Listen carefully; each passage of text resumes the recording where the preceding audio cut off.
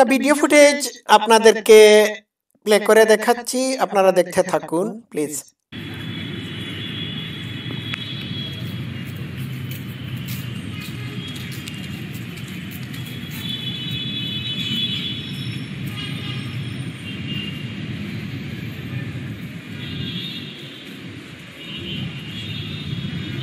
দর্শক শ্রোতারা, এই বিলবোর্ডটি কোথায় বলুন তো দেখি?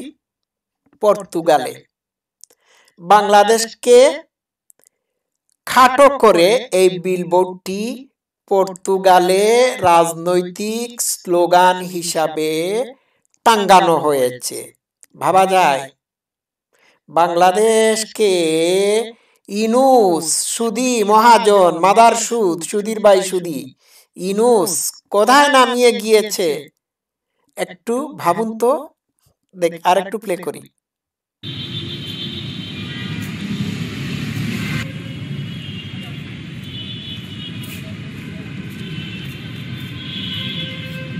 নতুন করে একটি বিলবোর্ড তৈরি করেছে যেখানে লেখা আছে ইস্তু নয় বাংলাদেশ। আচ্ছা, ইস্তু নয় বাংলাদেশ। আমরা বাংলাদেশ হতে চাই না, অর্থাৎ পর্তুগাল বাংলাদেশ না। বুঝতে পারছেন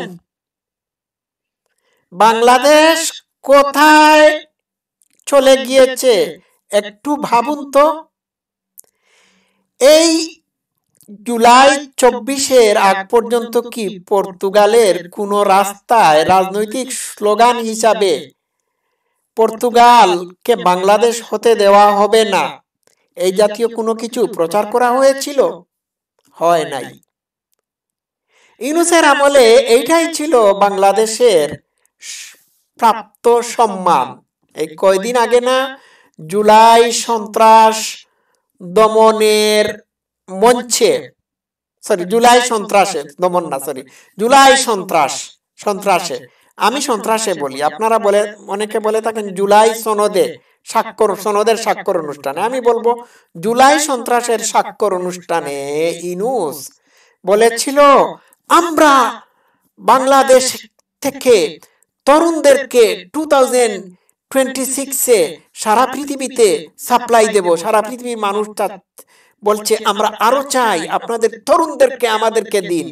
এই দেখুন, পর্তুগাল কি বাংলাদেশের তরুণদেরকে নিবে না? ঠিক আছে, এক সময় বাংলাদেশ সারা বিশ্বের বিস্ময় ছিল। ওই যে সাবিনা ইয়াসমিন গান গেয়েছিলেন, একটি বাংলাদেশ তুমি জাগ্রত জনতা, সারা বিশ্বের বিস্ময় তুমি আমার অহংকার।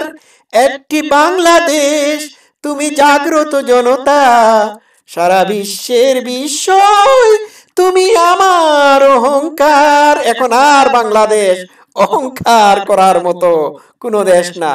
ওই সাবিনা ইয়াসমিন এই গানটি গেয়েছিলেন, ওইটা শেখ হাসিনার আমলে উপযুক্ত ছিল। এখন সারা বিশ্বের বিস্ময় না, সারা বিশ্বের লজ্জা বাংলাদেশ, লজ্জা। প্রতি 1 ঘন্টায় 11 জন করে মানুষ খুন হচ্ছে বাংলাদেশে, এটা পুলিশের রিপোর্ট। গড়ে আরো বেশি হবে। ইউনূসের শাসন আমলে 6 শতাধিক নারীরা গেল 14 মাসে ধর্ষণের শিকার হয়েছে।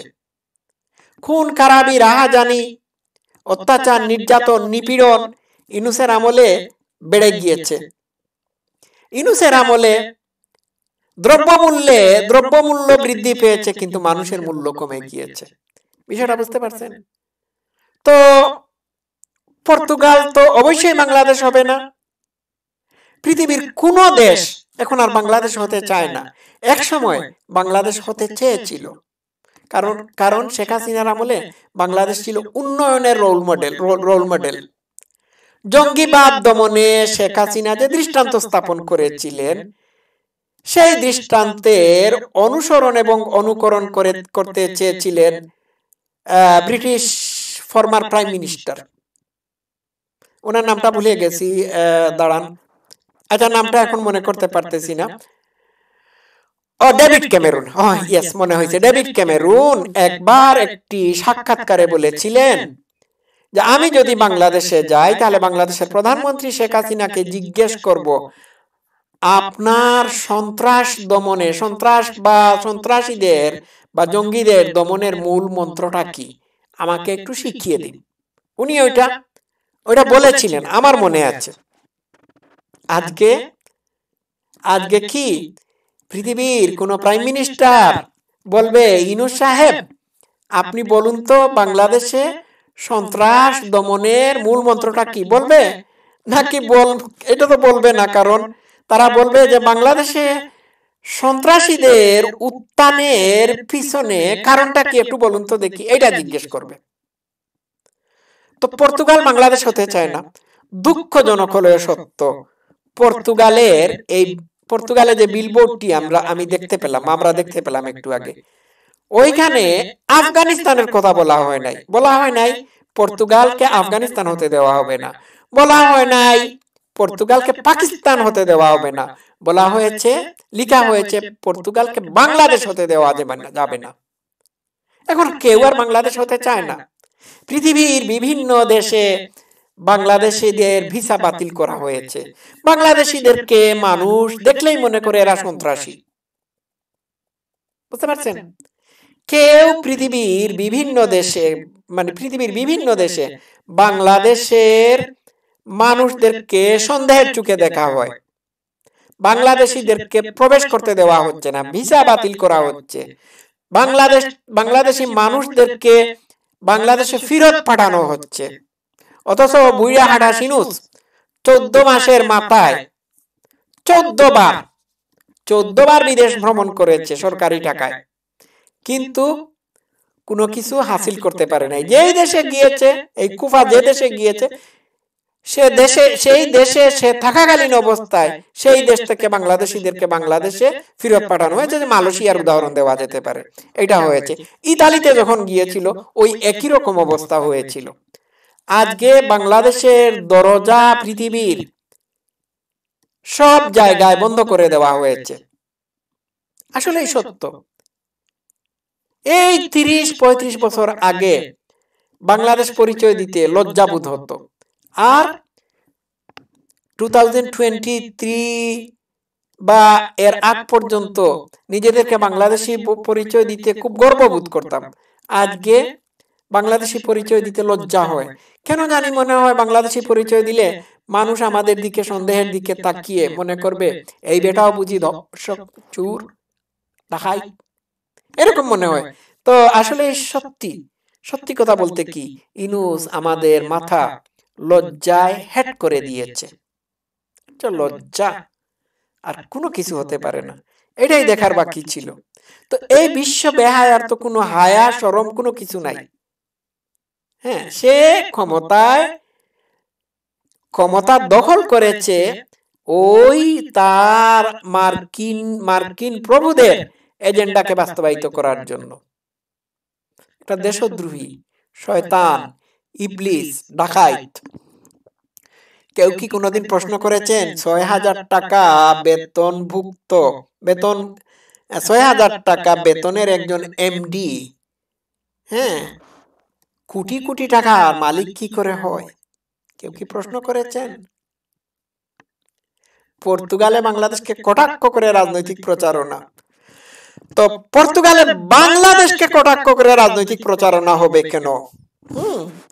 পর্তুগালে আফগানিস্তান পাকিস্তানকে কটাক্ষ করে রাজনৈতিক প্রচারণা কেন করা হয় নাই? কেন তারা বাংলাদেশকে বেছে নিল? বাংলাদেশ এখন সারা বিশ্বে সন্ত্রাস, রাজধানী, খুন খারাপি, দর্শন, এইগুলোর রোল মডেল। এইটাই তো প্রাপ্য বাংলাদেশিদের, না? এটাই তো পাওনা। এই কয়টা টুকাই কে নিয়ে ইনূস ক্ষমতা দখল করেছে।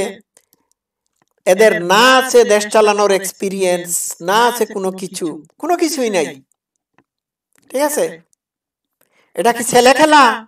18 কোটি মানুষের জীবনকে নিয়ে তোমরা ফাইজলামি করতেছো। এটা একটা দেশ, একটা দেশ। এটা কোনো টয় না যে তোমরা যেখানে ইচ্ছা সেইখানে এটিকে নিয়ে খেলাধুলা করবে। এর জবাবদিহি করতে হবে। কি চি চি চি চি, লজ্জা লজ্জা।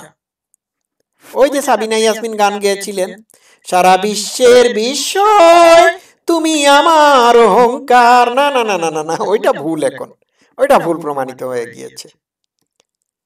কি বলবো আমি, যত তাড়াতাড়ি সম্ভব ইউনূস হটান, দেশ বাঁচান। ইউনূস শুধুমাত্র বাংলাদেশের লজ্জা না, ইউনূস সারা বিশ্বের জন্য লজ্জা। এ হচ্ছে বিশ্ব বেহায়া। আজ বাংলাদেশ বিশ্ব বেহায়ার খপ্পরে। এর খপ্পর থেকে বাংলাদেশকে বাঁচান। সবাই ভালো থাকবেন। Love you all. Thank you so much.